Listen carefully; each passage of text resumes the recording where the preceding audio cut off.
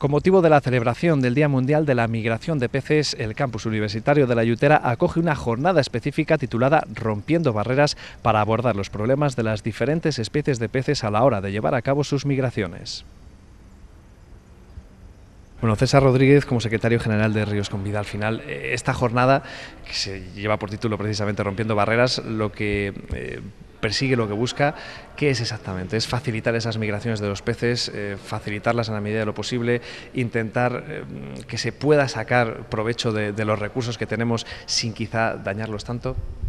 Claro, por supuesto. Lo que se trata un poco es de hablar de ese fraccionamiento de los ríos que hemos hecho a través de los años, de una manera muchas veces inconsciente y que en muchas ocasiones ya no tiene ningún sentido. Hay muchas presas que ya no se usan y sin embargo pues ahí están impidiendo la conexión dentro del río, impidiendo los flujos de energía, de nutrientes y por supuesto la circulación de organismos como puedan ser los peces que necesitan esos movimientos para sobrevivir.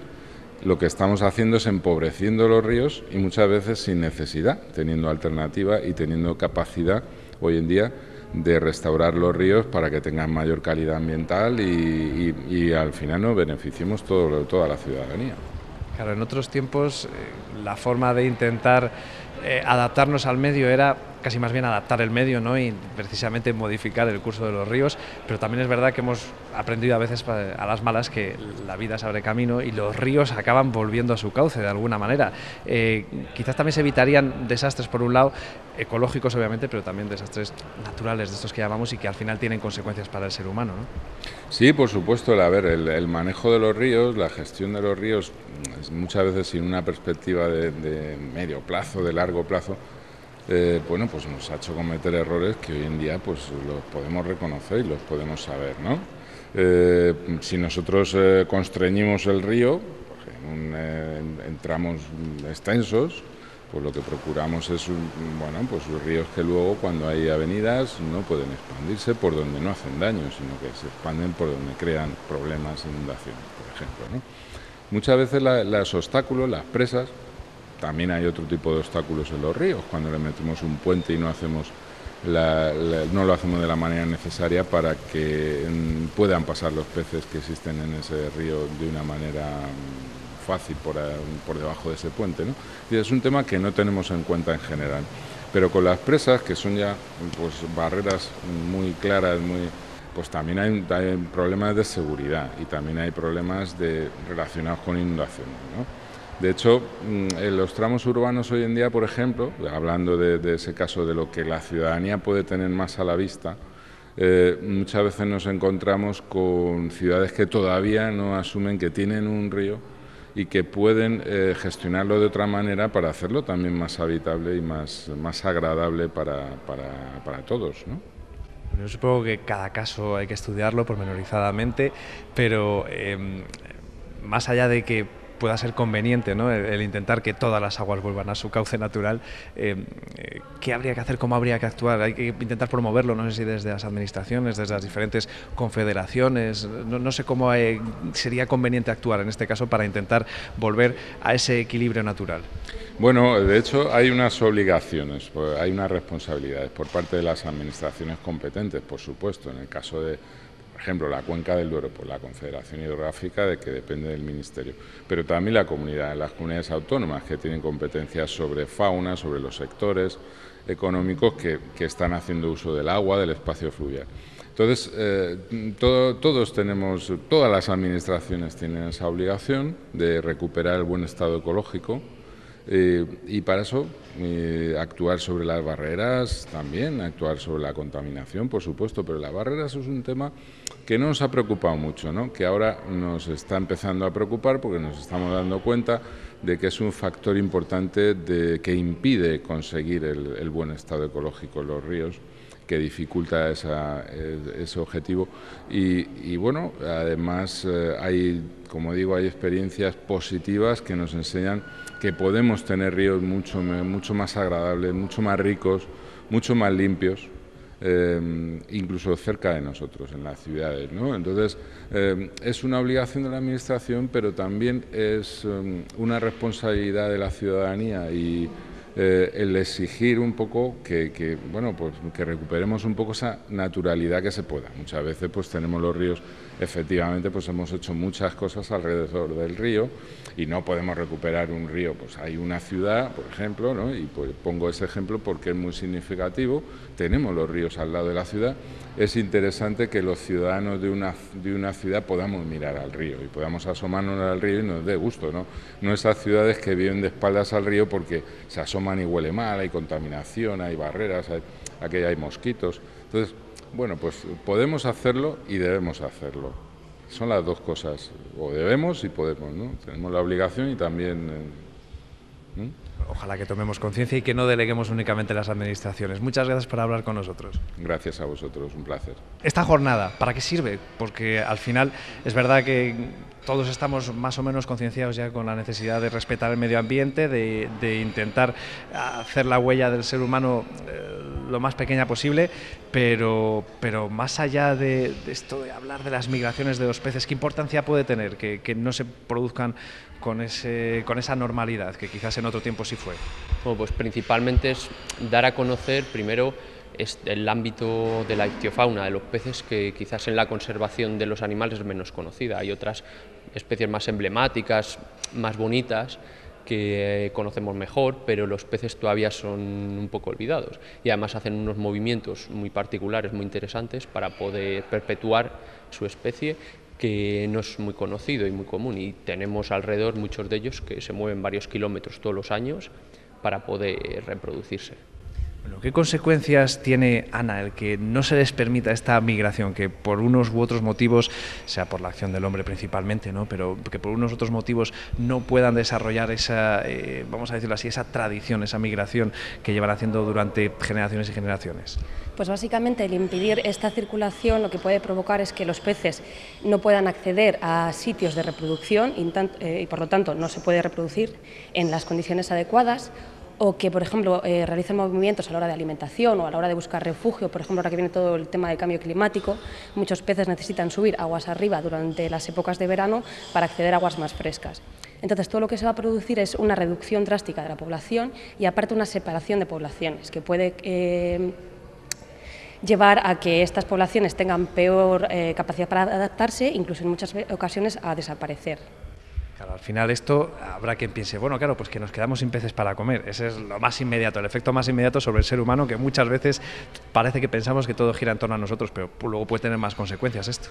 Digo, pero sobre todo pensando en todo el ecosistema. Sí, al final el ecosistema es un conjunto de seres vivos interconectados en los cuales si quitas una pieza o una pieza empieza a fallar, puede tener consecuencias sobre todo imprevisibles, aunque conozcamos algunas, pero sobre todo muchas imprevisibles que desbarajusten la totalidad del ecosistema, y los peces en el medio acuático juegan un papel fundamental. Si desajustamos esa pieza del puzzle, no sabemos con qué nos podemos encontrar, ya no solo la alimentación, sino otra multitud de usos, o sea, la alimentación humana, sino la alimentación de otros seres relacionados, y eso sea un declive general. No sé si hay algún caso concreto de alguna especie concreta que sí que se ha constatado que las barreras están reduciendo la población, están impidiendo su desarrollo habitual. Pues básicamente existen muchos estudios sobre la mayor parte de las especies, pero luego tenemos unas especies muy emblemáticas, como por ejemplo son la anguila, el esturión, o en ciertas partes del norte, por ejemplo, el salmón, que tiene gran importancia ecológica y económica, de hecho. Bueno, ¿y qué es lo que podemos hacer? ¿Qué es lo que no tenemos que hacer para evitar esta situación y que se intente recuperar ese equilibrio?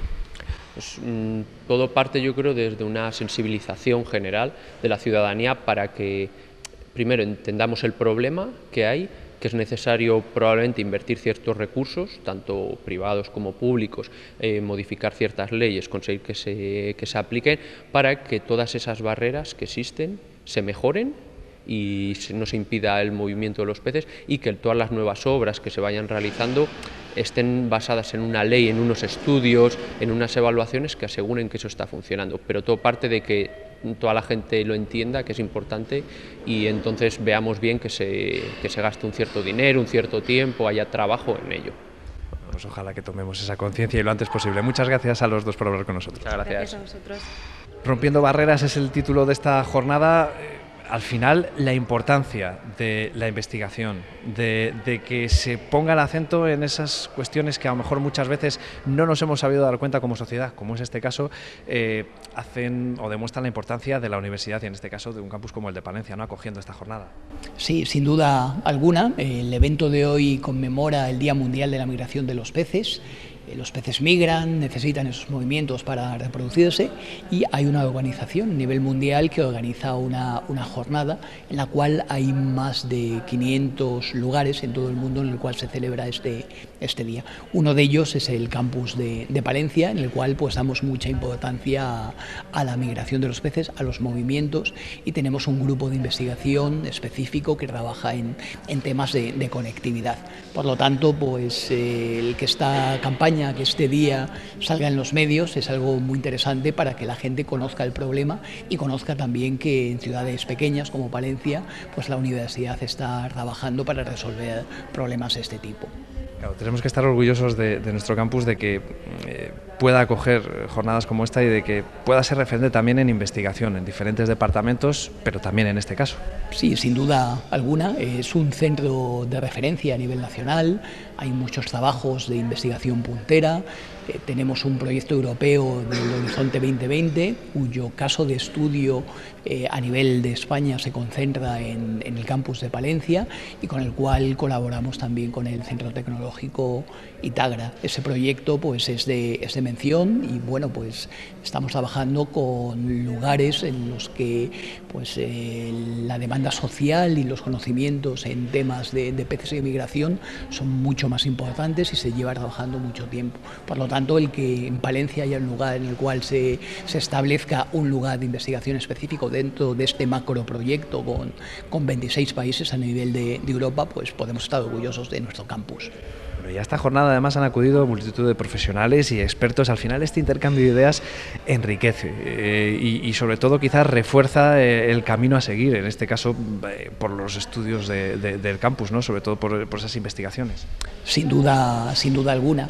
Tenemos un apoyo psicológico para renovar ideas y esfuerzos y luego un apoyo técnico importante. Viene gente de confederaciones hidrográficas, vienen alumnos con ideas nuevas y con ganas y con ilusión, ha venido gente de ONGs, ha venido gente de otras comunidades que también trabajan en proyectos de conectividad a nivel europeo. Por lo tanto, bueno, una jornada de este tipo pues nos impulsa y nos anima a seguir trabajando en la misma línea.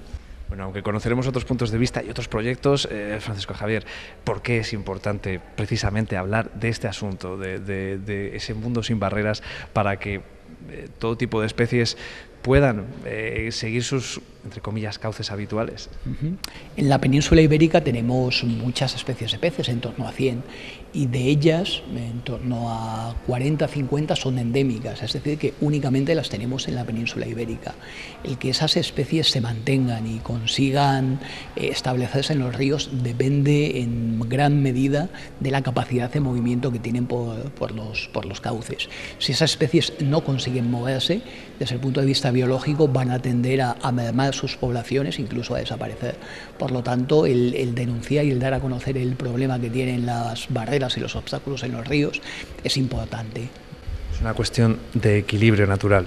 Es una cuestión de equilibrio natural y es una deuda que tenemos con la naturaleza y con los ríos. Los ríos nos dan mucho, nos dan energía, nos dan agua para riego, agua para beber, pero tenemos una deuda con ellos y bueno, es el momento de hacerla pública y el intentar mermarla y incluso pues hacer que desaparezca esa deuda histórica que tenemos. Bueno, pues ojalá que este sea el principio de saldar esa deuda. Muchas gracias, Francisco Javier. Gracias a vosotros.